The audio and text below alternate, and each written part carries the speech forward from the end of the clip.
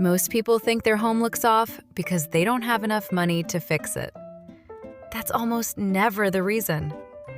The truth is, there are 7 very specific mistakes that make homes look cheap, and almost everyone is making at least one of them right now. The good news is, every single one of them is fixable, most for almost no money at all. Let's go through them.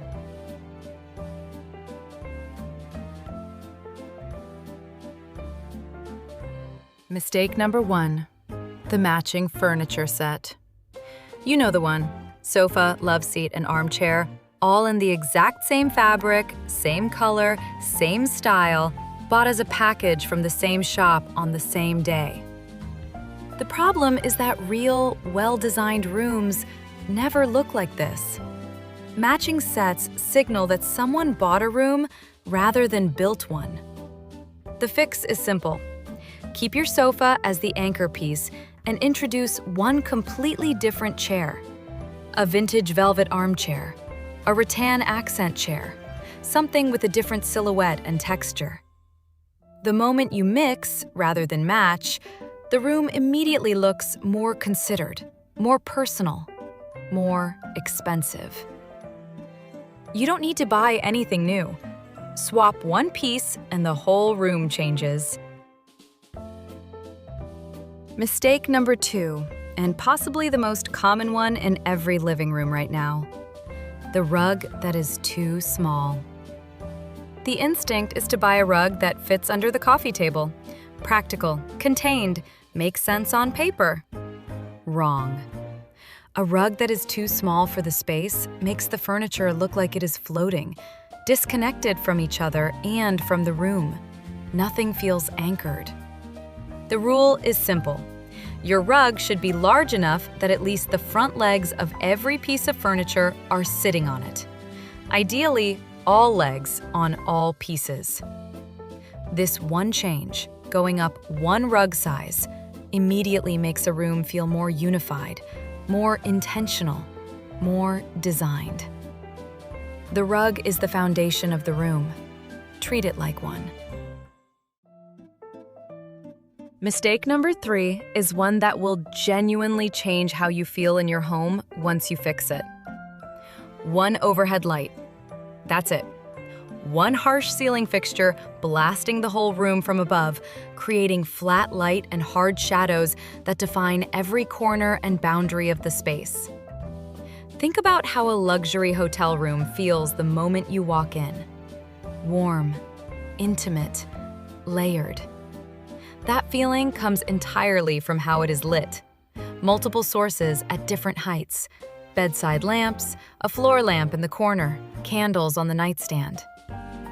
Turn off your overhead light completely. Add 3 warm light sources at lower heights.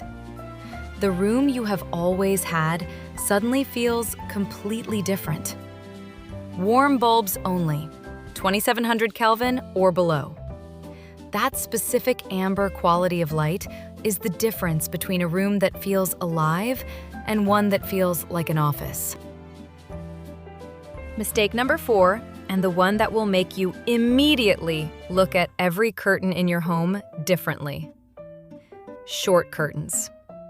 Curtains hung just above the window frame, ending awkwardly mid-wall or just below the window, leaving a large gap between the hem and the floor. This single error makes ceilings feel lower, rooms feel smaller. The fix costs nothing if you already have curtains. Simply move the rod, mount it as close to the ceiling as possible, and let the curtains fall all the way to the floor, ideally with a small puddle of fabric at the bottom. The same window, the same curtains, the same room. And suddenly, the ceiling feels a foot taller. It costs the price of a drill and 15 minutes. Mistake number 5 is the hardest one for people to fix because it requires letting go. Overloaded shelves. Every shelf completely full, books crammed in every direction, objects of every size and color competing for attention, no breathing room anywhere. The eye doesn't know where to look, so it looks everywhere and feels nothing. Editing is the skill nobody talks about in interior design. The rule is to remove 60% of what is on your shelves. Leave the things that genuinely matter and give them space to exist. Group books by color. Leave entire shelves intentionally empty. Let each object have a moment. What remains suddenly looks curated rather than accumulated. The empty space is not emptiness. It is breathing room. And breathing room is what makes a shelf look like it was designed rather than filled. Mistake number 6, millennial gray. For about a decade, flat, cool gray was the default wall color for anyone who wanted their home to feel modern and sophisticated. It achieved neither. Cool gray walls drain warmth from everything around them. The furniture looks flat, the bedding looks washed out. The whole room feels like it is waiting for something to happen. Warm wall tones, terracotta, warm plaster, deep clay, ochre, do the opposite. They make every object in the room glow. Cream bedding against a warm terracotta wall looks luxurious. The same bedding against gray looks like a budget hotel. Paint is the highest ROI change you can make in any room. A single tin costs 40 euros. Go warm. You will never go back. And finally, mistake number 7, and the one that transforms a bedroom more dramatically than almost anything else. A bed with no headboard, or a headboard that is too small for the wall behind it.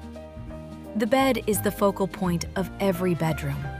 It should announce itself, fill the wall, command the space, make the room feel like it was designed around it. A tall, upholstered headboard that reaches almost to the ceiling does something extraordinary. It draws the eye upward, makes the ceiling feel higher, and turns the entire bed into a piece of architecture. You don't need an expensive custom piece. Panel headboards, DIY upholstered boards, even a large piece of fabric mounted to the wall, all achieve the same effect. Go taller than feels comfortable. That is exactly the right height. 7 mistakes, 7 fixes. None of them require a renovation, a big budget, or starting from scratch. The homes that look expensive are almost never the ones with the most money spent on them. They're the ones where someone paid attention to the details everyone else ignored. If you recognized your home in any of these, good. Now you know exactly what to fix first. New ideas every week on Behind Warmer Doors. See you inside.